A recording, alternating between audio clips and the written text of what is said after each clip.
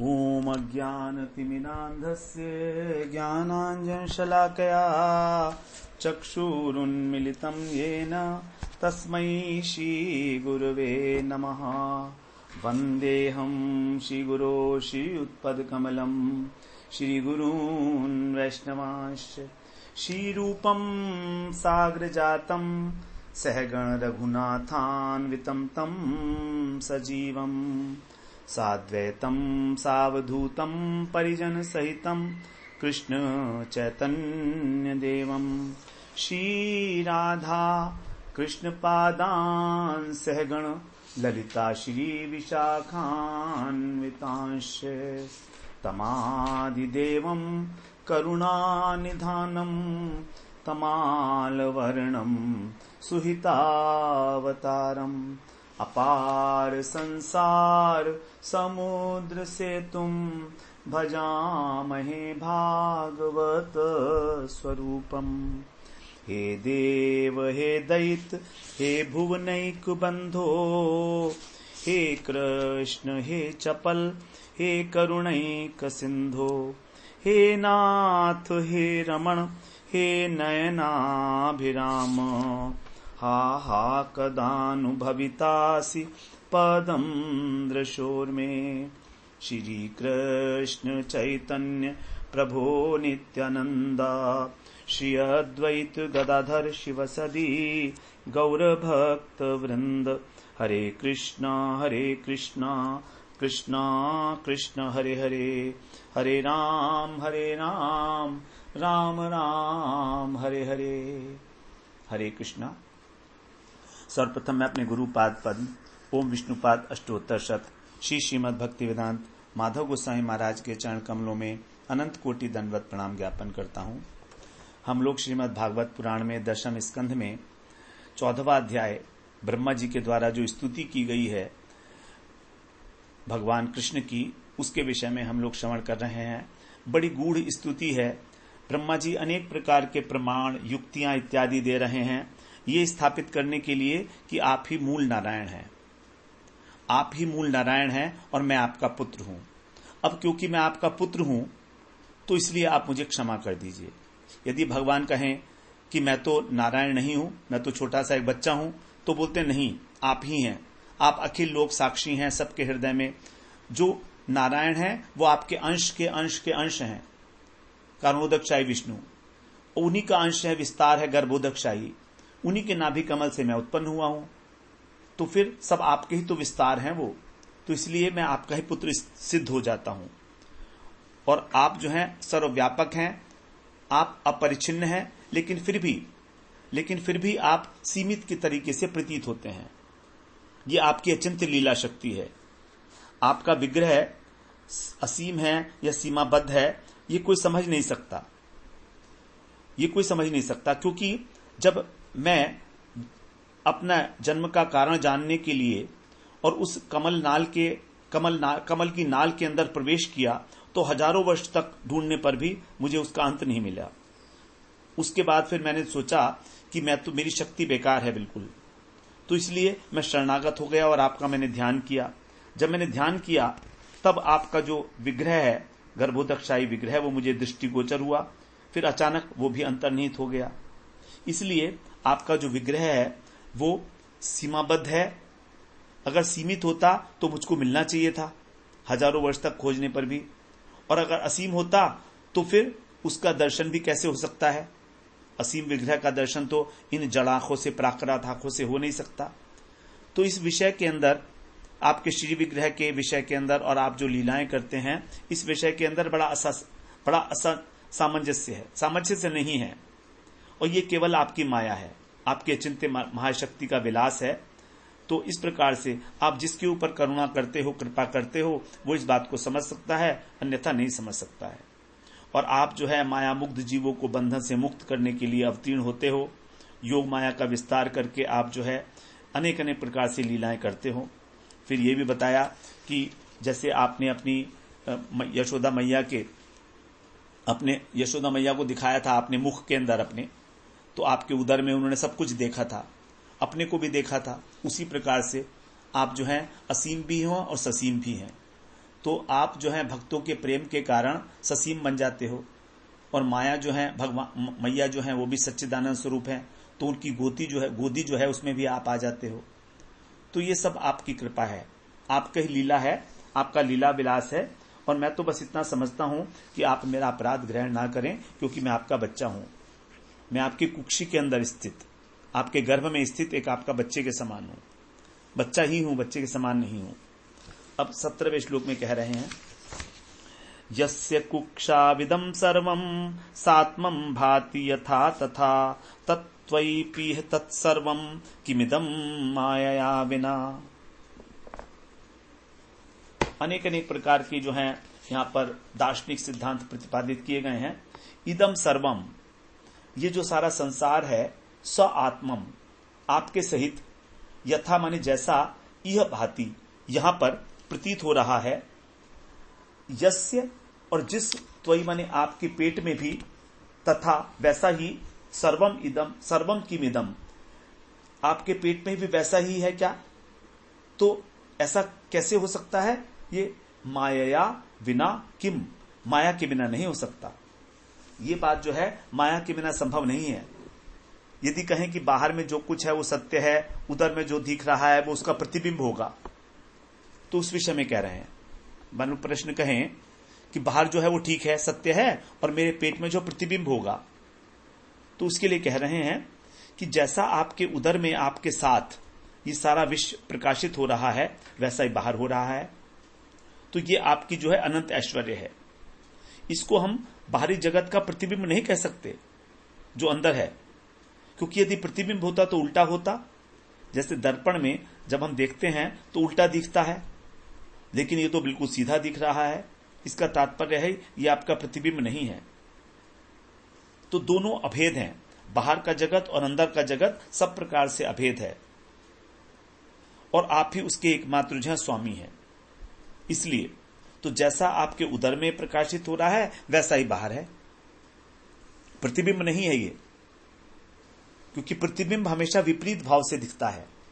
दर्पण में जैसे दर्पण का प्रतिबिंब नहीं मिल सकता, उसी प्रकार से दर्पण में दर्पण का प्रतिबिंब नहीं होता। लेकिन यहां पर तो आपके अंदर आप भी दिख रहे हो,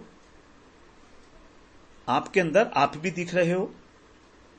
तो इस प्रकार से ये जो है प्रतिबिंब नहीं है, ये वास्तविक है। दो अभेद हैं दोनों के अंदर, कोई पार्थिक्य नहीं है।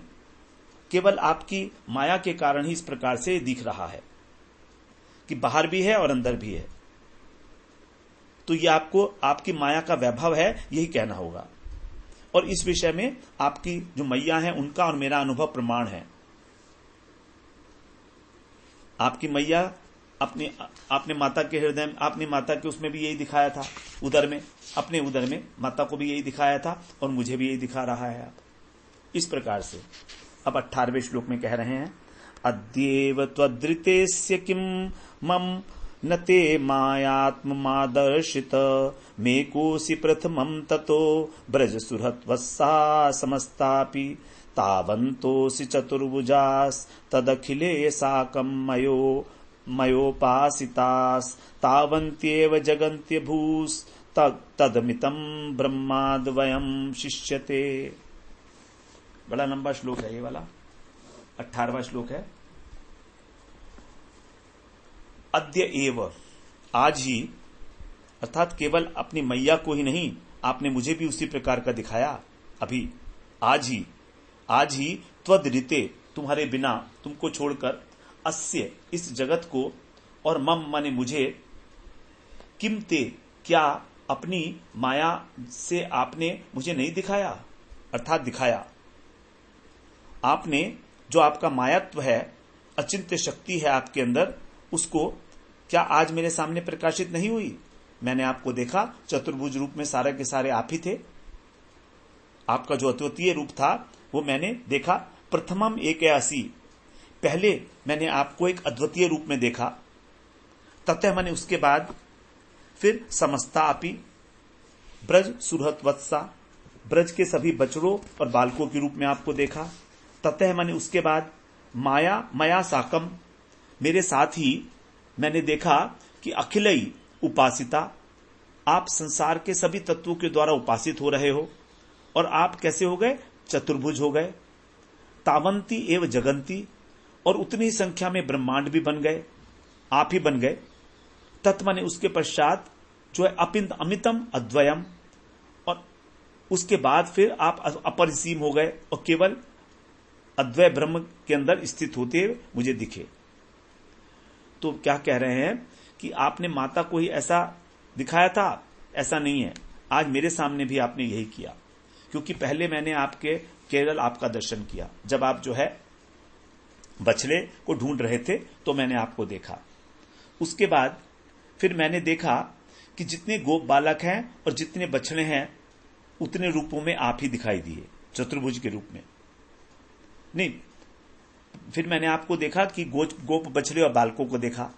उसके बाद फिर मैंने देखा, क्योंकि मैंने तो चुरा लिए थे तो आप वही बन गए। उसके बाद मैंने आपको देखा कि सारे गोप बालक और बछड़े जो है चतुर्भुज हो गए, और उतनी ही संख्या में आप भी ब्रह्मांड के रूप में प्रकाशित हो गए, और प्रत्येक ब्रह्मांड के अंदर आपकी स्तुति की जा रही है सभी तत्वों के द्वारा, और मैं भी कर रहा था स्तुति, मैंने अपने को भी देखा। और इस समय आप अब अद्वय ब्रह्म के रूप में अवस्थान कर रहे हैं। पूरी घटना जो अभी तक हुई है उसको संक्षेप में यहां पर ब्रह्मा जी ने बता दिया, निवेदन कर दिया। इस प्रकार से मैंने सब कुछ देख लिया है।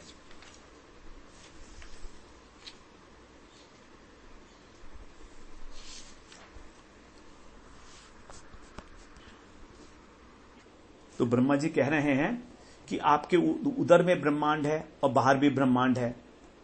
तो मैंने ये सोचा था कि बाहर का ब्रह्मांड जो है मैंने बनाया है, और आपके उदर में एक दूसरा कोई ब्रह्मांड है। पहले मैं ऐसा सोचता था। अब जब मैंने देखा कि आपके रोमकूप से अनेक ब्रह्मांड निकल रहे हैं तो मैं समझता था ये सब माइक है, लेकिन ऐसा नहीं है।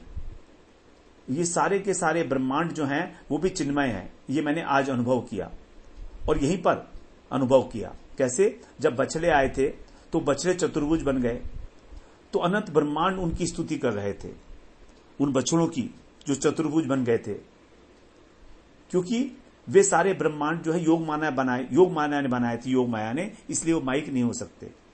तो इसलिए आपने जो ब्रह्मांड बनाए थे, क्या आपके अतिरिक्त भी कोई है? अर्थात आप ही थे वो स्वयं, आप ही अपने को ब्रह्मांड के रूप में दिखा रहे थे मुझे। तो आपने मुझे इस विश्व का जो है ये चिन्मयत्व दिखाया। उस ब्रह्मांड के जीव जो हैं वो जीव नहीं थे, वो सब स्वरूप शक्ति से प्रकाशित थे। क्योंकि जो जीव होते हैं ये तो इस ब्रह्मांड के जीव तो जो होते हैं वो प्राकृत होते हैं, उनका शरीर प्राकृत होता है, लेकिन जो मैंने देखा वो सब चिन्मय था। तो आपके बिना वे नहीं थे, अर्थात वे सारे ब्रह्मांड आप ही हैं। तो पहले आप कृष्ण के रूप में आए, चुराने से पहले आप और बछड़े अलग अलग थे। जब मैंने चुरा लिया तब आप ही उतने बछड़े और बच्चे बन गए, और मेरा जो दिमाग था वो घूम गया। मैंने देखा कि आप सारे बछड़े और बच्चे बन गए। फिर आपने क्या किया? योग माया के द्वारा उन्हें आच्छादित कर दिया, और आप स्वयं चतुर्भुज रूप बन गए, स्वरूप शक्ति आ गई आपकी वहां पर। तो वे जो बच्चे आपने बनाए थे वो भी नित्य थे। फिर जो है वे चतुर्भुज रूप कैसे विराजमान थे? वो भक्तों के द्वारा सेवित हो रहे थे, अनेक प्रकार के जो तत्व हैं उनको सेवन कर रहे थे, और मुझ जैसे ब्रह्मा के सहित आपका जो है सेवा हो रही थी वहां पर। प्रत्येक तत्व के अधिष्ठात्र देवता आपकी साक्षात सेवा कर रहे थे। 24 तत्व, मन, बुद्धि, अहंकार, कर्म, काल, स्वभाव, संस्कार, सब। और अनंत ब्रह्मांडों के ब्रह्मांड भी कोई और थे। वो सारे के सारे ब्रह्मा चिन्मय थे, और मैं तो जड़ ब्रह्मा हूं। तो आप ही वो ब्रह्मांड हैं, अर्थात ब्रह्मांड के ब्रह्मा भी आप ही हैं। ये मेरा भ्रम है कि मैं ब्रह्मा हूं। मेरे जैसे तो पता नहीं कितने ब्रह्मा थे वहां पर, और वो तो चिन्मय थे, मैं तो यहां पर जड़ ब्रह्मा हूं। उसके पश्चात फिर आपने अपनी इच्छा से योग माया का आच्छादन किया, और फिर अपना जो सौंदर्य विशिष्ट रूप था, अद्वय ब्रह्म रूप, आपने वो दिखाया। तो पहले वाला जो स्वरूप था आपका नारायण, वो सुंदर तो है, लेकिन आप जो हैं उसको, वो अपरिमित है, वो असीम है। और अभी भी जो मुझे देख रहा है, शिष्यते का मतलब जो शेष रहा है, जो अभी मुझे दिख रहा है सौभाग्यवश, ये योग माया के द्वारा मेरी दृष्टि जो है अनावृत की गई है आपके द्वारा, इसीलिए मैं आपको देख रहा हूं, वरना आप दिखाई नहीं देंगे। तो इसका मतलब ये हुआ कि ब्रज की जो भी सखा हैं, जो बछड़े हैं, जो समुदाय हैं, वे सब भगवान की योग माया से प्रकट हुए हैं, वो जड़ माया से प्रकट नहीं थे। तो वो सब चिन्मय तत्व हैं, क्योंकि सब भगवान ही उनके स्वरूप हैं। आपके अतिरिक्त त्वत्रिते तद किम, आपके अतिरिक्त इस विश्व में और है ही क्या, कुछ है ही नहीं, आप ही आप हैं। तो पहले मैं सोच रहा था कि बाहर का ब्रह्मांड जो है वो आपके रूप से निकलता है, और बाहर का जो ब्रह्मांड है वो जड़ ब्रह्मांड मेरे द्वारा बनाया गया है। लेकिन अब मैं समझ गया हूं कि मैंने जो अभी अभी चिन्मय ब्रह्मांड देखा वो भी आप में है, और ये माइक ब्रह्मांड भी आप में है। ये कंक्लूजन है अल्टीमेटली इस बात का। तो ये समझना चाहिए हमको कि जो माइक ब्रह्मांड है वो, और जो चिन्मय ब्रह्मांड है जो भगवान ने बनाए, वो भी दोनों ही भगवान के अंदर हैं। भगवान के अतिरिक्त एक्चुअली कुछ और है ही नहीं। बस इतना सा समझ लें बात, तो सब बातें समझ में आ गई। कहने का तरीका है ब्रह्मा जी का, हमको भी घुमा रहे हैं और खुद भी घूम रहे हैं, समझ में तो आ नहीं रहा कुछ, लेकिन फिर भी समझने का प्रयास तो करेंगे। तो मैंने ये अनुभव कर लिया है कि आप ही जगत के मूल तत्व हैं। अब बस इतना तो वो तो है ही, हम मानते ही हैं, तो इसमें क्या इतना ज्यादा तर्क वितर्क करने की आवश्यकता है। अब आगे 20वें श्लोक में कह रहे हैं, ये हमारा कौन सा श्लोक था, 18वां।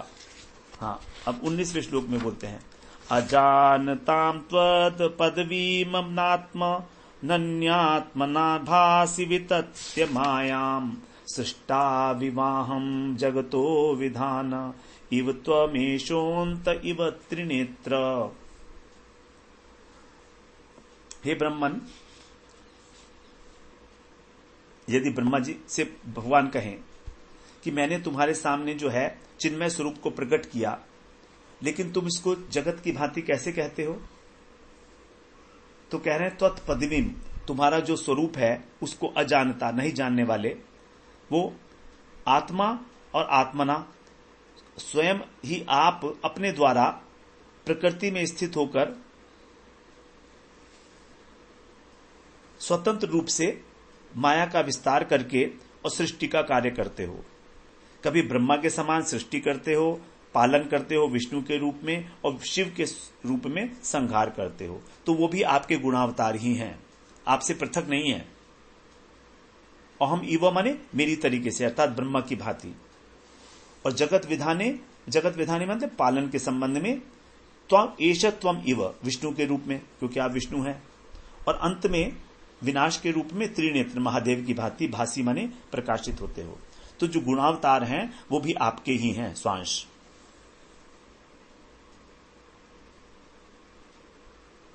तो रजोगुण के द्वारा मैं जगत की सृष्टि करता हूं, फिर आप जो हैं वो पालन करते हैं, आप विष्णु हैं, आप पालन करते हैं, और फिर संहार के लिए जो है शिव के रूप में आप संहार करते हैं, तमोगुण को अंगीकार करके। ये गुणावतार के विषय में बताया गया। अब 20वें श्लोक में बोलते हैं, सुरेषु ऋषिषेषु ईश तथैव निष्वपि त्र्यक्षु जादः स्वपिते जनस्य जन्मा सताम दुर्मद निग्रहाय प्रभो विधातः सदनुग्रहाय च। हे ईश अर्थात हे स्वामी, अजनस्य, आप अजन्मा हो, आपका जन्म नहीं है, और ते आपका देवताओं में, ऋषियों में और मनुष्यों में और कीट पतंग योनियों में और मत्स्य इत्यादि, यादसु माने जल के जंतु, उसमें भी जन्म जो है अवतार क्यों होता है? असताम, दुष्टों का दमन करने के लिए, और दुर्मद निग्रहाय, उनके गर्व को नाश करने के लिए, और सद अनुग्रहाय, साधुओं के प्रति अनुग्रह करने के लिए।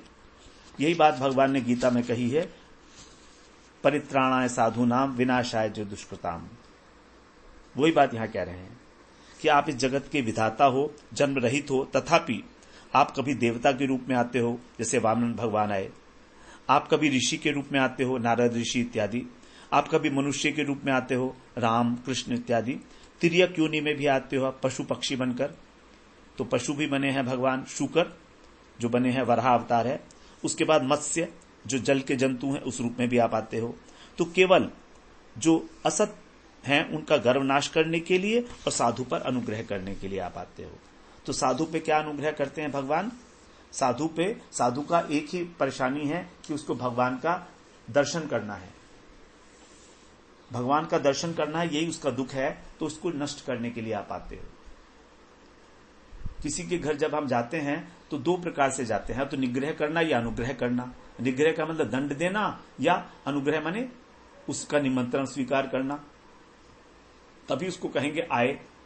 तो यहां पर भगवान जो है अब कह रहे हैं मुख्य काम आपका अनुग्रह है, क्योंकि कोई चोर भी आता है हमारे घर में तो उसको आना तो है ना कहेंगे। तो मेन जो है सद अनुग्रह, अर्थात सद जो आपके भक्त हैं उनको ऊपर अनुग्रह कृपा प्रकाश करने के लिए आप यहां आते हो। इस प्रकार से भगवान का इस जगत के जो अवतार का कारण है वो यहां पर बताया गया। आप किसी और कारण से नहीं आते, ठीक है आप आते हो तो फिर दुष्टों का संहार भी करते हो, लेकिन वो मुख्य कारण नहीं है, वो गौण कारण है। अब 21वें श्लोक में कह रहे हैं, को वेत्ति भूमन भगवन् परात्मन् योगेश्वरोतिर्भवत त्रिलोक्याम् क्व वा कथम वा कति वा कदेति विस्तारयन् क्रीडसि योग मायाम। हे भूमन अर्थात हे सर्वव्यापक, हे भगवान, हे परमेश्वर, हे योगेश्वर, चार संबोधन एक ही श्लोक में। क्वा माने कहा, कथम माने कैसे, और कदा माने कब, कति वा योग मायाम विस्तारयन्, आप योग माया का विस्तार करके क्रीड़ा करते हो। अहो, इस विषय के अंदर भवत ऊती, आपकी जो इस प्रकार की लीलाएं हैं, त्रिलोक्याम, इस त्रिलोकी में, कह वेत्ति, कौन जान सकता है। आप अनंत हो, परमात्मा हो, योगेश्वर हो, आप जब माया का विस्तार करते हो तब कब, कहां, किस प्रकार, किस लिए और कितनी लीलाएं करते हो, कौन जान सकेगा आपकी लीलाओं के रहस्य को। यदि आप कहें कि पृथ्वी का हरण करने के लिए मेरा कृष्ण के रूप में आविर्भाव हुआ, रावण का वध करने के लिए जो है रामचंद्र के रूप में अवतार हुआ, धर्म प्रवर्तन के लिए अवतार हुआ, ऐसी प्रसिद्धि है, लेकिन इसके उत्तर में कह रहे हैं कि ये ठीक है, लेकिन फिर भी आपकी जो लीलाएं हैं जन्म इत्यादि की, वो कितनी बार होती हैं, किस देश में होती हैं, किस समय होती है, किस कारण से होती है, इसको संपूर्ण रूप से आज तक कोई नहीं जान पाया और ना ही कोई जान सकता है। क्योंकि आप योगेश्वर हो, अपनी योग माया से संतुष्ट हो, इसलिए आपके अंदर अचिंत शक्ति है। आप कहीं भी कोई भी लीला कर सकते हो, कोई कैसे जानेगा आपके विषय में। आप जो है त्रिलोकी के अंतर्गत भक्तों का विनोदन करने के लिए भी आते हो, विनोद करने के लिए, भक्तों को आनंद देने के लिए आते हो। तो आप जो है एक ही स्थान पर और एक ही स्थान पर अलग अलग समय में अलग अलग लीलाएं करते रहते हो। तो ये सब जो है आपकी अचिंत्य योग माया शक्ति का ही प्रभाव है। अब 22वें श्लोक में कह रहे हैं, तस्मादिदं जगत शेषम सत्स्वरूपम स्वप्नाभमस्तधिधीषणं पुरु दुःख दुःखम त्वय्येव नित्य सुख बोध तनावनन्ते मायात उद्यपियत सदिवाव भाति। 22वां श्लोक है, तस्मात, इसलिए, इदम असत स्वरूपम, ये जो अनित्य स्वरूप है, ये स्वप्नाभम, स्वप्न की भांति ये नश्वर है, स्थायी नहीं है, और अस्तधीषणम, और ज्ञान शून्य है। तो जो जगत के विषय में बता रहे हैं कि जगत कैसा है।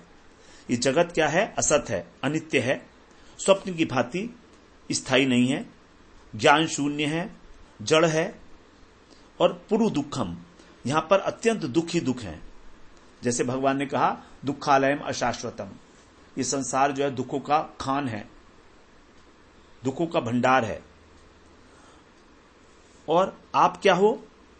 आप नित्य सुख बोध तनु, आपका जो तनु है, आपका जो विग्रह है वो कैसा है? नित्य सुख अर्थात आनंदमय है, और बोध मतलब ज्ञान स्वरूप है, और नित्य है अर्थात सत्य, तो आप सच्चिदानंद स्वरूप हो। देखिए सच्चिद आनंद को यहां पर नित्य सुख बोध कह दिया गया। नित्य का मतलब सत्य है, बोध का मतलब ज्ञान स्वरूप है, और सुख का मतलब आनंद स्वरूप है। नित्य सुख बोध तनु सच्चिदानंद स्वरूप, अनंते त्वयि, और अनंत है, और आपकी जो आश्रित शक्ति है उसी से इस जगत की उत्पत्ति होती है और विनाश हो जाता है। मायातः, मायातः माने शक्ति से, जो आपकी आश्रित है उससे उद्यत माने उत्पत्ति होती है, और अपियत विनाश भी होता है, और फिर भी सत इव, ये सत्य की भांति प्रतीत होता है, अवभाति प्रतीत होता है। ऐसा लगता है हमको कि ये संसार कभी नष्ट नहीं होगा, लेकिन ये इसका सृष्टि भी होती है और इसका अंत भी होता है। यही आपकी शक्ति है, जो यहां पर बहिरंगा शक्ति है, उसके लिए कहा गया है। तो स्वप्न की तरीके से क्षणिक है, नश्वर है, मिथ्या नहीं है। मिथ्या नहीं कह सकते इस जगत को, क्योंकि स्वप्न की चीज जो है मिथ्या भी होती है ना, इसीलिए कहा है भगवान ने कि जो है ये आपकी माया के द्वारा रचित है। अस्तधीष्णम, अविद्या के द्वारा जब बुद्धि का लोप हो जाता है तब हमको ये संसार जो है दुखप्रद लगता है, दुखालय में शाश्वतम लगता है। अस्तधीष्णम, धी का मतलब है बुद्धि, अस्त माने बुद्धि का जब लोप हो गया अज्ञान के कारण, अविद्या के कारण, तो अनित्य सुख बोध तनऊ। तो इस प्रकार आपका जो स्वरूप है वो तीनों शक्तियों के साथ संगनी, संवित और आह्लादनी सतचित आनंदमय रूप है। और माया शक्ति से इसका उत्पत्ति होती है और विनाश होता है, तो भी ये ऐसा लगता है कि सत्य है। यही आपकी माया है, जो है नहीं लेकिन वो भी दिखा देती है। जो है नहीं उसको जो दिखा दे उसको कहा जाता है माया। तो ये संसार नश्वर है, लेकिन तो भी हमें ऐसा लगता है कि हमेशा रहने वाला है। यही आपकी अत्यंत शक्ति की महिमा है। और कितनी आपकी महिमा वर्णन करूं उस शक्तियों की। क्षणभंगुर है, परिवर्तनशील है। केवल जगत में जब हम आसक्त हो जाते हैं और आत्मस्वरूप का ज्ञान आच्छादित हो जाता है, तो हमको अनेक अनेक प्रकार के इस संसार में दुख भोगने पड़ते हैं। और जो आपके शरणागत हो जाते हैं वो सब दुखों से मुक्त हो जाते हैं, कृतकृत्य हो जाते हैं। अब 23वें श्लोक में कह रहे हैं, एकस्त्वमात्मा पुरुषः पुराणः सत्यः स्वयं ज्योतिरनंतो आद्यः नित्योक्षरोजस्र सुखो निरंजनः पूर्णाद्वयो मुक्त उपाधितो मृतः। भगवान के स्वरूप के विषय में कह रहे हैं। पहले जगत का स्वरूप बताया, पहले ये बताया कि आपकी शक्ति अचिंत्य है, किस प्रकार से ये जो शक्ति जो है इस जगत को प्रकाशित करती है, जो स्वप्न की भांति है, ज्ञान शून्य है, अतिशय दुख का देने वाला है, और आपका स्वरूप है सच्चिदानंदमय स्वरूप है। तो इसीलिए फिर हमको ये सत्य लगता है, बड़ा सुंदर लगता है, बड़ा विचित्र लगता है। कारण क्या है? अस्तधीष्णम, हमारा जो ज्ञान है, बुद्धि है, वो भ्रष्ट हो चुकी है। तो जगत जो है मिथ्या नहीं है। भगवान सत्य हैं तो वस्तु भी सत्य होनी चाहिए थी, लेकिन जगत जो है वो असत्य नहीं है, लेकिन नश्वर है, क्योंकि प्रकृति के द्वारा बनाया गया है। और आपका विग्रह बड़ा सुंदर बताया, नित्य सुख बोध तनऊ। तो जगत नित्य क्यों लगता है? क्योंकि प्रत्येक वस्तु का एक परिणाम है, स्वभाव है, और वस्तु की उत्पत्ति होती है वो हमेशा नहीं है, वो उत्पत्ति होती है, उसके बाद फिर उसके अंदर वृद्धि होती है और नष्ट हो जाती है। तो इस सब के अधिष्ठान आप हैं।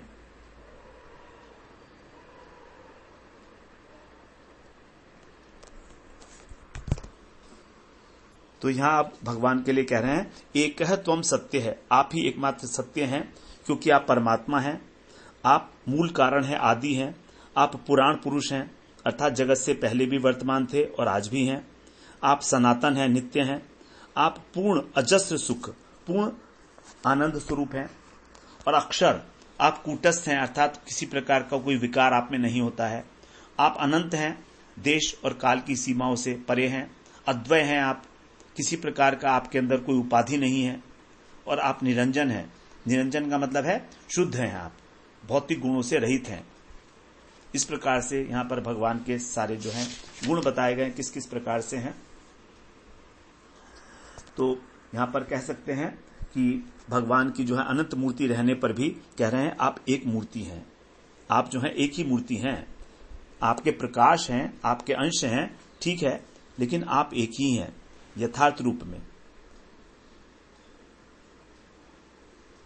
और आप जो है त्रिकालिक सत्य हैं, आपकी सत्ता तीनों कालों में अबाधित है, आप स्वप्रकाश वस्तु हैं, आपको कोई प्रकाशित नहीं करता, जबकि सूर्य इत्यादि जो हैं वो सब सीमाबद्ध हैं, आपसे ही सूर्य अपना तेज ग्रहण करता है। आप अनंत हैं, अर्थात देश और काल के अनुसार जहां कोई अंत नहीं है, हम सब जगह पर आप हैं और सब समय में आप हैं, इसलिए आप अनंत हैं, और सबके मूल होने के कारण आप आद्य हैं। जब मेरा 2 वर्ष 100 वर्ष की आयु पूरी हो जाएगी महाप्रलय के समय, तो मेरा तो अंत हो जाएगा, लेकिन आप तो रहेंगे, आप तो अनंत हैं, आप तो आद्य पुरुष हैं। जगत भी ये नष्ट हो जाएगा, लेकिन आप नित्य हैं। तो गीता में भी आपने कहा है कि ब्रह्म की प्रतिष्ठा भी मैं हूं, और अजस सुखम, आप सुख स्वरूप हैं, इस प्रकार से। और आप निरंजन हैं। निरंजन का मतलब है कि आप में किसी प्रकार का कोई दोष नहीं है, काम क्रोध लोभ मोह मद मत्सर इत्यादि किसी प्रकार का कोई दोष नहीं है। और आप अद्वय हैं। अद्वय मतलब आपके समान कोई नहीं है, ना आपसे कोई बढ़कर है। और आप उपाधि मुक्त हैं, अर्थात 2 प्रकार की उपाधियां हैं, विद्या और अविद्या, उन दोनों से आप मुक्त हैं, क्योंकि आप चिन्मय ज्ञान स्वरूप हैं। और आप अमृत हैं, अर्थात आपका विनाश नहीं है, अमृत शाश्वत ब्रह्म, इस प्रकार से आप अमृत स्वरूप ही हैं। भगवान के विषय में यहां पर बताया सब। अब आगे 24वें श्लोक में कह रहे हैं एवं विधम त्वाम सकलात्मनामपि स्वात्मानमात्मानमतया विचक्षते गुर्वर कलब्धोपनिषत् सुचक्षुषा ये ते तरंतीव भवानृतां बुधिम। तो यहां पर अब कह रहे हैं कि ये माने इस प्रकार का जिसको ज्ञान होता है भगवान के विषय में, वो कह रहे हैं उससे मुक्ति मिलती है। कह रहे हैं ये माने जो व्यक्ति गुर्वक लब्धो उपनिषद सुचक्षुषा, गुरु रूपी, अर्क मतलब सूर्य, तो गुरु रूपी सूर्य से जो ज्ञान रूपी चक्षु लब्ध माने प्राप्त कर लेते हैं, उपनिषद सुचक्षुषा, उपनिषद के माध्यम से। तो गुरु रूपी सूर्य के द्वारा जब शास्त्रों का ज्ञान प्राप्त हो जाता है और ज्ञान चक्षु खुल जाते हैं, तब सकल आत्मनाम, सब जीवों के आत्मा स्वरूप जो आप हैं, वे स्वात्मानम, परमात्मा हैं, एवं विधत्वम आत्मतया, इस प्रकार आपको आत्मा की आत्मा अर्थात परमात्मा के रूप में वो विचक्षते, दर्शन करते हैं। ये तभी होता है जब गुरु रूपी सूर्य से तत्व ज्ञान रूपी चक्षु प्राप्त करके और जीव देखता है इस जगत को, जीवों को। तो सभी जीवों के जो आत्म स्वरूप हैं आप, वो परमात्मा के रूप में दिखाई देते हैं, दर्शन देते हैं। ते माने वे सभी भवनृताम बुधिम, इस भव समुद्र से, ये भव समुद्र कैसा है, मैं और मेरा, उससे तरंतीव, पार हो जाते हैं। तो जब इस प्रकार से आपका दर्शन हो जाता है, परम दृष्ट्वा निवर्तते, परमात्मा का साक्षात्कार होने से आप ये संसार जो है क्षय हो जाता है उस व्यक्ति का। उसके अंदर जो मिथ्या अभिमान है मैं और मेरा का, वो नष्ट हो जाता है। ये आपकी कृपा का फल है कि आप उसको इस प्रकार से उसको अपना साक्षात्कार कराते हो। तो यहां पर जो है ब्रह्म और परमात्मा दोनों को ही लिया जा सकता है। तो निर्विशेष ब्रह्म के रूप में जो आपकी साधना करते हैं उनको निर्विशेष ब्रह्म की उपलब्धि होती है, और जो परमात्मा के रूप में योग का साधन करते हैं उनको परमात्मा साक्षात्कार होता है। दोनों ही शांत भक्त कहे जाएंगे। इस प्रकार से वो सभी व्यक्तियों के अंदर आपका दर्शन करते हैं, सभी जीवों के अंदर, क्योंकि आप ही हो वहां पर। जो सबके अंदर भगवान का दर्शन करता है और भगवान में सबका दर्शन करता है, उसको कहा गया उत्तम भागवत। तो परमात्मया कृष्णे जाता शांति रतिर्मता, अर्थात जो शम प्रधान व्यक्ति हैं, शम का मतलब है अपनी इंद्रियों को संयमित कर लेना, ऐसे व्यक्तियों की जो परमात्म बुद्धि है उसमें कृष्ण से जो हमारा संबंध होता है वो ममता नहीं होती, उसमें वो ममता से रहित होता है। वो ऐसा मानते हैं कि मेरे जो है प्रभु हैं, ममता नहीं होती किसी प्रकार की, ऐसी ममता नहीं होती उसमें कि मेरे हैं। शांत स्वभाव के भक्त हैं वो, दास्य भक्त नहीं है वो, जो ब्रह्म और परमात्मा की उपासना करते हैं। और ये जो तत्व ज्ञान है ये प्राप्त होता है गुरु रूपी अर्घ से, अर्थात गुरु रूपी सूर्य से। हम अपने आप से इस तत्व ज्ञान को प्राप्त करना चाहेंगे तो नहीं हो पाएगा। इस प्रकार जो है वो जन्म मरण रूपी जो ये संसार है इससे पार हो जाते हैं। तो शास्त्रों को ही जो है चक्षु कहा गया है, क्योंकि चक्षु का कार्य होता है, नेत्र का कार्य होता है हमको ज्ञान कराना, क्या उचित है क्या अनुचित है, कहां पर गड्ढे हैं कहां पर प्लेन है। तो ये हमको तब कब प्राप्त होगा, जब हम गुरु की शरण लेते हैं। यदि हम ज्ञानांध हैं, अंधे हैं ज्ञान से, तो हमारा कोई निदान नहीं है फिर। तो गुरु की कृपा से ही जब हमारे ज्ञान चक्षु खुलते हैं तब हम देख पाते हैं कि वास्तव में सभी के अंदर वही एक आत्मा विराजमान है, जो मेरे अंदर है वही सबके अंदर है। और इस प्रकार ये जो भवसागर है, मिथ्या भवसागर, तो भवसागर का मतलब है मैं और मेरा का अभिमान, कि ये मेरा है और तुम्हारा है। तो वो आराम से ही इसको पार कर देते हैं भवसागर को, मिथ्या, क्योंकि हमारी ये मान्यता है कि हम अलग हैं और वो अलग है। वास्तव में एक ही आत्मा सबके अंदर है, कोई अंतर नहीं है।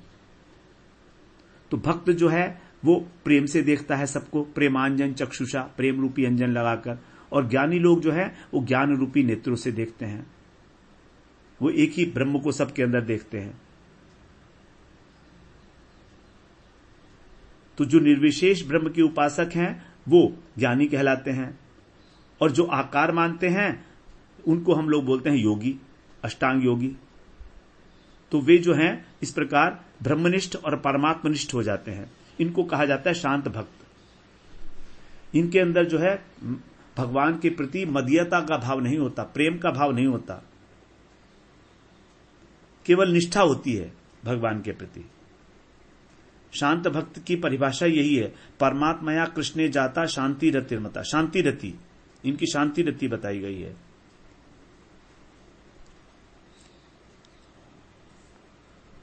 ज्ञान का साधन है शम और दम। शम का मतलब है मन का निग्रह, और दम का मतलब है इंद्रियों का निग्रह। तो यहां पर कहा गया मन। शम का मतलब हम लोगों ने इंद्रिय समझ लिया था, वो गलत है। शम का अर्थ होता है मन का निग्रह करना। तो जिनका मन शांत हो गया है, कोई कामना वासना नहीं है, उनके हृदय में ही इस प्रकार की जो रति है, शांत रति, ये उत्पन्न होती है। और ये संसार क्या है, जन्म मरण का प्रभाव। तो इस प्रकार जब वो सबके अंदर ब्रह्म की और परमात्मा की अनुभूति करते हैं, तब उनका ये प्रभाव नष्ट हो जाता है, संसार का प्रभाव। तो इस प्रकार हम लोग आज 24वें श्लोक तक श्रवण किए। अब अगले सत्र में हम 25वें श्लोक में प्रवेश करेंगे। वांछा कल्पतरुभ्यश्च कृपा सिन्धुभ्येव च पतितानां पावनेभ्यो वैष्णवेभ्यो नमो नमः।